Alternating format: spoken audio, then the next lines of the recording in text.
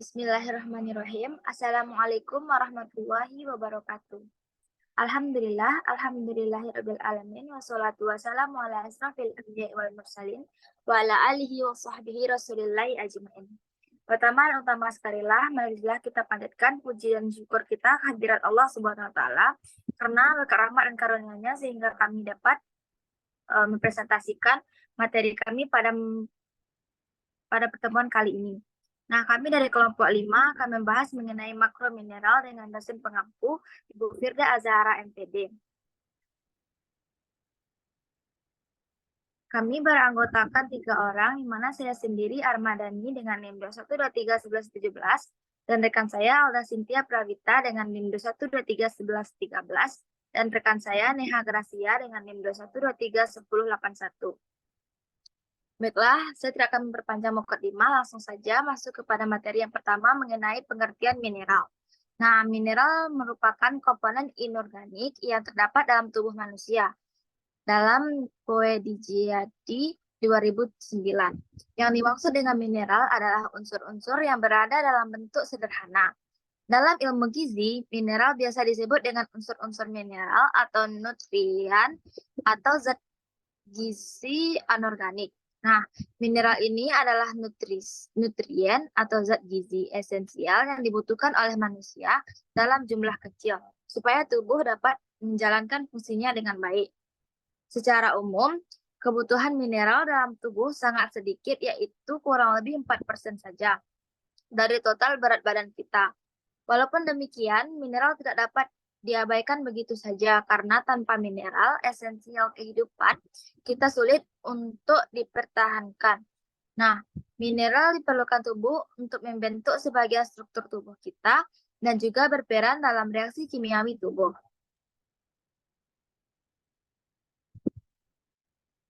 Selanjutnya masuk kepada klasifikasi mineral. Nah, berdasarkan jumlah kebutuhan dalam tubuh, mineral dapat dibedakan menjadi 2. Yang pertama makromineral dan kedua mikromineral. Nah, makromineral ini meliputi kalium, kalsium, natrium, fosfor, magnesium, belerang, dan klor. Adapun mikromineralnya berupa besi, seng, iodium, selenium, tembaga, mangan, kobalt, dan kromium, dan juga fluor. Selanjutnya mikromineral. Nah, mikromineral ini merupakan mineral yang dibutuhkan oleh tubuh manusia dalam jumlah besar. Biasanya lebih dari 100 mg per hari. Makromineral ini didefinisikan sebagai mineral yang terdapat dalam tubuh pada konsentrasi yang lebih besar dari 50 mg per kilogram berat badan.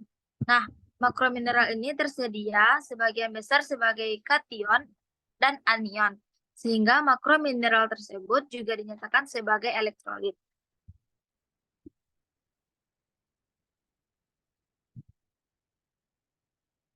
Selanjutnya natrium. Fungsi dan peran natrium bagi tubuh yaitu sebagai kation utama dalam cairan ekstraseluler. Nah, natrium menjaga keseimbangan cairan dalam komponen tersebut. Natrium sebagian besar mengatur tekanan osmosis yang menjaga cairan tidak keluar dari darah dan masuk ke dalam sel-sel. Selanjutnya, akibat yang dapat diakibatkan karena kekurangan natrium yaitu dapat menyebabkan kejang, kehilangan nafsu makan. Kekurangan natrium dapat terjadi sesudah muntah, diare, keringat berlebihan, dan bila menjalankan diet yang sangat terbatas dalam natrium. Adapun sumber natrium, yaitu sumber utama natrium berupa garam dapur, NaCl, monosodium glutamat. Sumber lainnya seperti susu, daging, telur, ikan, mentega, dan makanan laut lainnya. Mungkin sekian penjelasan dari saya. Selanjutnya yang akan dijelaskan oleh Neha. Kepada Neha dipersilahkan. Baiklah, terima kasih sebelumnya moderator. Berikutnya kita masuk kepada klorida. Nah, Fungsi dari klorida adalah memelihara suasana asam dalam lambung sebagai bagian dari HCl yang diperlukan untuk bekerjanya enzim-enzim pencernaan. Kemudian yang kedua yaitu untuk membantu pemeliharaan keseimbangan asam dan basa bersama unsur-unsur pembentuk asam lainnya.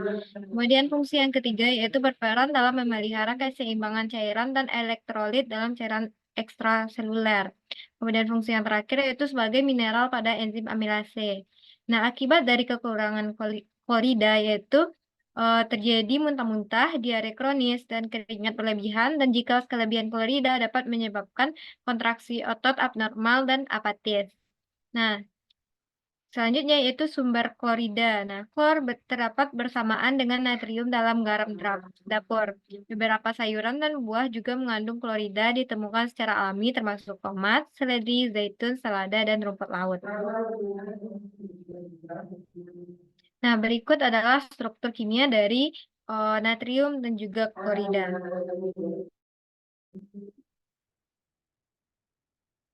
Selanjutnya kita masuk kepada kalium. Nah, kalium berfungsi sebagai berperan dalam pemeliharaan keseimbangan cairan dan elektrolit serta keseimbangan asam dan basa bersama natrium. Nah, bersama kalsium, kalium berperan dalam transmisi saraf dan kontraksi otot. Di dalam sel, kalium berfungsi sebagai katalisator dalam banyak reaksi biologik, terutama metabolisme energi dan sintetis glikogen dan protein. Nah, akibat dari kekurangan kalium yaitu dapat terjadi karena kebanyakan kehilangan melalui saluran cerna atau ginjal. Kehilangan banyak melalui saluran cerna dapat terjadi karena muntah-muntah, diare kronis, atau kebanyakan menggunakan obat pencuci perut. Nah, kekurangan kalium menyebabkan lesu, lemah, kehilangan nafsu makan, kelumpuhan, menggigau, dan konstipasi. Sedangkan kelebihan dari kalium dapat terjadi bila melebihi 12 gram per milimeter kuadrat permukaan tubuh tanpa diimbangi oleh kenaikan ekskresi. Nah, kelebihan kalium dapat terjadi bila ada gangguan fungsi ginjal. Jadi, kebutuhan minimum kalium sekitar 2000 mg sehari. Sedangkan kalium dapat bersumber dari tumbuh-tumbuhan dan hewan. Sumber utama adalah makanan segar atau mentah, terutama buah, sayuran, dan kacang-kacangan. Berikut adalah struktur kimia dari kalium. Berikutnya kita masuk ke dalam kalsium. Nah, kalsium memiliki beberapa fungsi, di antaranya yang pertama yaitu untuk pembentukan tulang dan gigi, yang kedua untuk katalisator reaksi biologi, yang ketiga mengatur pembekuan darah, yang keempat relaksi dan kontraksi otot, yang kelima yaitu berperan dalam fungsi saraf, tekanan darah, dan fungsi kekebalan, kemudian yang terakhir yaitu kalsium dalam tulang berguna sebagai bagian integral dari struktur tulang dan sebagai tempat penyimpanan kalsium. Nah, kekurangan kalsium pada masa pertumbuhan menyebabkan gangguan pertumbuhan, tulang kurang kuat, mudah bengkok dan rapuh. Pada usia lanjut terjadi osteoporosis yang dapat dipercepat dalam keadaan stres. Kadar kalsium darah yang rendah dapat menyebabkan tetani atau kejang. Nah, kelebihan kalsium menimbulkan batu ginjal atau gangguan ginjal, gangguan absorpsi mineral selain serta konstipasi atau susah buang air besar. Nah, sumber kalsium terutama pada susu dan hasilnya seperti keju. Ikan dimakan dengan tulang, termasuk ikan kering merupakan sumber kalsium yang baik. Udang, kerang, kepiting, kacang-kacangan dan hasil olahannya, daun singkong dan daun lamtoro. Nah, berikut adalah struktur kimia dari kalsium.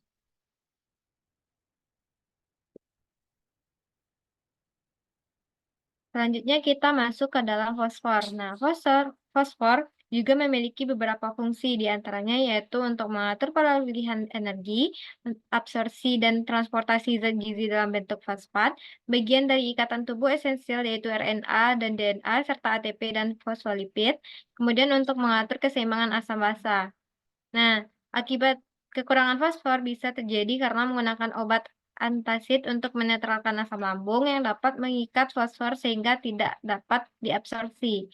Nah, kekurangan fosfor mengakibatkan kerusakan tulang dengan gejala lelah, kurang nafsu makan, dan kerusakan tulang. Nah, bila kadar fosfor darah terlalu tinggi, ion fosfat akan mengikat kalsium sehingga dapat menimbulkan kejang. Kelebihan fosfor juga dapat mengakibatkan pengikisan rahang.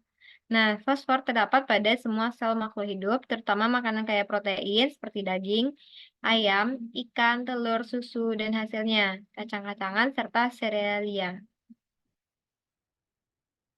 Nah, berikut adalah struktur kimia dari fosfor. Baiklah, sekian yang dapat saya sampaikan. Terima kasih. Saya kembalikan kepada moderator. Baik, terima kasih Neha. Materi selanjutnya akan dijelaskan oleh Alda. Pada Alda dipersilahkan. Baik, terima kasih kepada moderator. Di sini saya akan melanjutkan mengenai penjelasan tentang magnesium.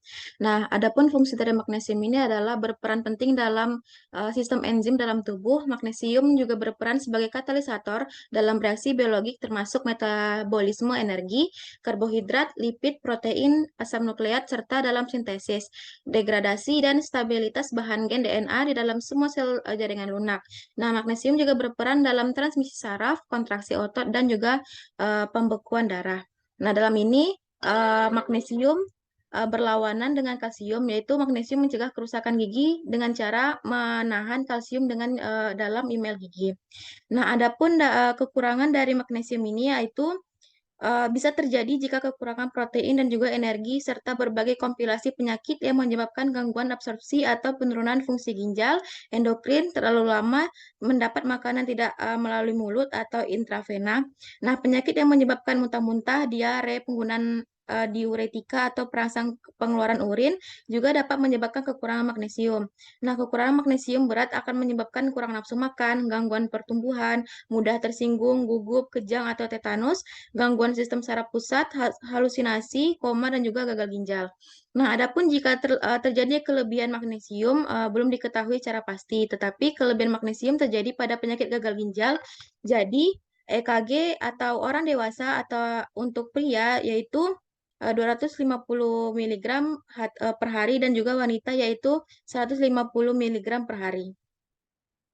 Nah, adapun sumber utama dari magnesium ini yaitu sayur hijau, serealia tumbuh, biji-bijian, dan juga kacang-kacangan, daging, susu, dan hasilnya, serta coklat merupakan sumber magnesium yang baik.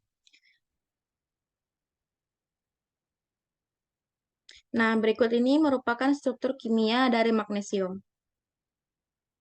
Selanjutnya kita akan membahas tentang sulfur. Adapun fungsi dari sulfur ini adalah berperan dalam reaksi oksidasi reduksi, bagian dari tiamin, biotin, dan juga hormon insulin, serta membantu detoksifikasi. Nah, sulfur juga berperan melarutkan sisa metabolisme sehingga bisa mengeluarkan seluruh melalui urin dalam bentuk teroksidasi dan dihubungkan dengan mukopolisakarida. Nah, selanjutnya yaitu akibat dari kekurangan sulfur. Nah, akibat dari kekurangan sulfur ini yaitu kecukupan sehari sulfur tidak ditetapkan sehingga sekarang belum diketahui adanya kekurangan sulfur bila makanan yang kita konsumsi cukup mengandung protein. Nah, maka dari itu dampak dari kekurangan sulfur bisa terjadi jika kekurangan protein seperti terjadinya rasa lapar, lemak, lelah, dan juga lemas. Kemudian adapun jika terjadinya kelebihan sulfur itu bisa terjadi jika konsumsi asam amino berlebihan pada hewan yang akan menghambat pertumbuhan. Jadi AKG untuk orang dewasa dicukupi oleh asam amino esensial yang mengandung sulfur. Nah, uh, adapun sumber utama dari sulfur ini seperti kembang kol, brokoli, toge, kale, dan juga kubis. Nah, seperti contoh lainnya seperti daging, yaitu daging sapi, ayam, dan juga bebek. Nah, contoh lain dari biji-bijian itu seperti almond, kacang tanah, biji labu, dan juga wijen. Nah, berikut ini adalah struktur kimia dari sulfur. Nah, setelah ini saya berikan kesempatan kepada moderator. Baiklah, terima kasih Alda atas penyampaian materinya. Nah, berakhirnya materi yang disampaikan oleh Alda, berakhir pula lah materi yang kelompok 5 sampai kelompok kami sampaikan. Bagi teman-teman, jika ada yang ingin bertanya ataupun ada yang kurang jelas, silahkan menuliskan di forum diskusi kita di e-learning. Mungkin salah dan janggal kami dari kelompok 5 mohon maaf. Kami akhiri dengan mengucapkan wabillahi taufiq wal hidayah. Assalamualaikum warahmatullahi wabarakatuh.